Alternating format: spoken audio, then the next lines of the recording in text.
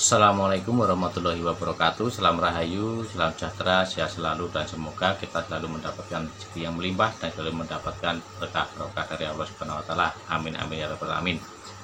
Baikkan kawan, selamat datang dan selamat berjumpa kembali di Wandi Cukreng yang selalu mengajak sinau bareng. Dan untuk kali ini masih di jalur perkutut lokal alam.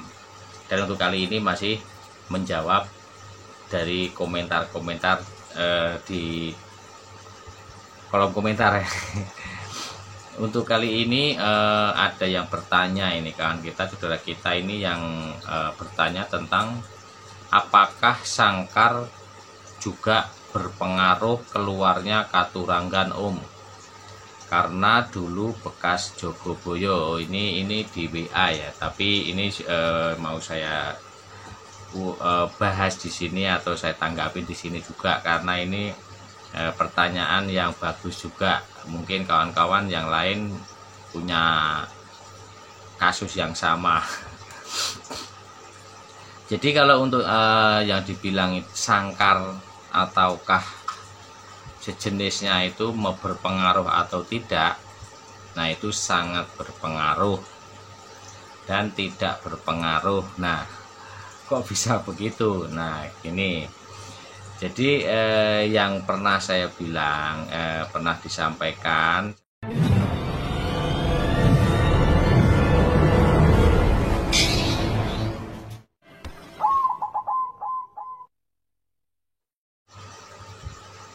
katuranggan itu bentuk penyampaian dari karakter dan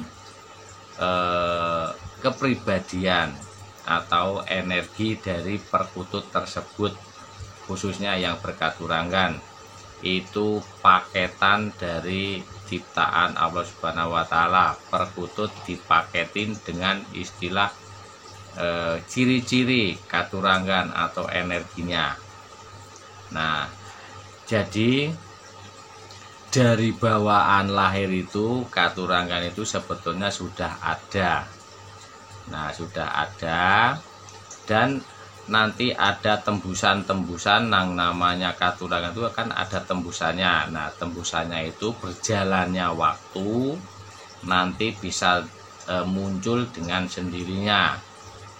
Nah, jadi intinya kalau perkutut katuranggan itu sangkar berpengaruh atau tidak, itu berpengaruh dan tidak berpengaruh juga. Nah, malah jadi bingung. Jadi gini, jadi yang dibilang berpengaruh itu karena burung perkutut itu cepat adaptasi. Jadi sangkarnya itu nyaman. Jadi mengakibatkan burung perkutut itu kalau sudah nyaman, jadi jati dirinya itu keluar, atau yang dinamakan katuranggannya itu keluar. Nah, seperti yang punya saudara kita ini, perkututnya itu Jogoboyo. Nah, itu belum tentu yang karena sangkarnya bekas Jogoboyo, belum tentu, karena itu burungnya itu memang karakternya atau katuranggannya Jogoboyo, pas kebetulan Jogoboyo, dan mungkin ada tarikan energi dari energi yang merawatnya juga, memang itu butuh Jogoboyo. Makanya itu dari Allah Subhanahu wa taala dikirimkan ataukah dapat rezeki dari perkutut itu untuk perkutut itu Jogoboyo lagi. Ini kan yang sempat WA Jogoboyo yang lama udah nggak ada, terus ini dapat lagi, ternyata Jogoboyo lagi. Jadi itu bukan karena sangkarnya juga, dan bisa juga sangkarnya juga. Karena apa? Kalau memang katuranggan, memang dari bawaan lahirnya itu kan walaupun pakai sangkar apapun, pakai tempat apapun, kalau memang sudah selaras, sudah nyaman dengan tempatnya, dengan lingkungannya, pasti katurangan itu muncul dengan sendirinya. Maksudnya muncul dengan sendirinya itu jati dirinya itu muncul dengan seiring waktu, dengan kenyamanannya atau sudah selaras, itu pasti muncul dengan sendirinya. Jadi kalau untuk gampangannya itu contohnya itu orang, kita sendiri itu punya sifat masing-masing, karakter masing-masing, dan ditandai dengan apa. Karena katurangan itu kalau dulu itu bisa buat orang juga, selain perkutut itu dulunya itu buat wanita atau mencari jodoh, bisa buat kucing, bisa buat kuda, buat burung gagak, atau yang banyak.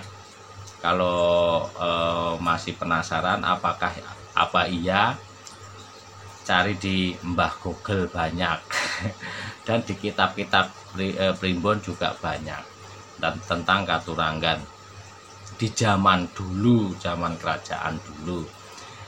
Jadi kalau di sifat orang itu kan ada yang punya katurangan leher panjang, punya tai lalat di sebelah mana, sebelah ini nanti sifatnya seperti ini, seperti itu. Nah, itu bagi yang percaya. Itu semua juga sudah pemberian dari Allah Subhanahu wa taala. Cuman kita bisa atau enggak, tahu atau enggak, titen atau enggak, kan begitu. Tetap semua dari Allah Subhanahu wa taala. Jadi ya itu tadi, kalau kita itu ke tempat orang asing atau ke tempat orang baru, ke tempat baru, yang awalnya yang dirasakan apa? Bingung, terus masih nggak enak.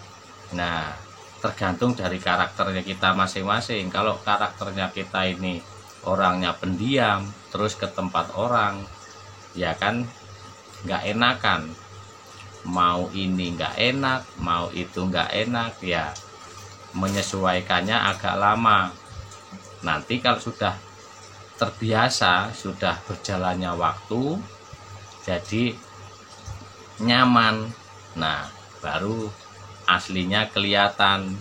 Nah, nggak jauh beda dengan sifat kita yang orangnya keras. Kalau datang, ya awalnya ya mungkin agak berontak ataukah nggak enak, terus pura-pura diem, pura-pura ini itu. Nah, kalau sudah nyaman atau sudah berapa lama di tempat yang baru itu, sudah mulai terbiasa seperti rumah sendiri, nah pasti sifat aslinya keluar. Sering bentak-bentak, sering ini, sering itu, nyakitin. Nah, kurang lebihnya begitu kawan-kawan. Ini untuk contohnya aja. Di burung perkutut juga hampir sama seperti itu, karena semuanya juga sama. Baik, untuk kawan-kawan mudah-mudahan terjawab ya tadi pertanyaannya, perkutut katurangan itu berpengaruh di sangkar atau enggak. Itu bisa berpengaruh dan bisa juga tidak karena katurangan itu sudah bawaan dari lahirnya. Dan kenapa kok tidak muncul saat dirawat, baru dirawat? Nah, itu karena belum menyesuaikan tempatnya atau belum nyaman dengan tempatnya. Nanti kalau sudah nyaman, karakter aslinya pasti keluar. Entah itu mau lama atau istilahnya apa ya, lama atau sebentarnya, nanti tergantung dari karakter burungnya. Itu kurang lebihnya kan kawan. Baik kan kawan, mudah-mudahan bermanfaat. Mungkin video kali ini saya cukupkan ini, dan kalau ada yang mau bersaran kritik atau menambahi mungkin yang saya sampaikan salah, ya mohon dikoreksi. Dan saya akhiri, assalamualaikum warahmatullahi wabarakatuh.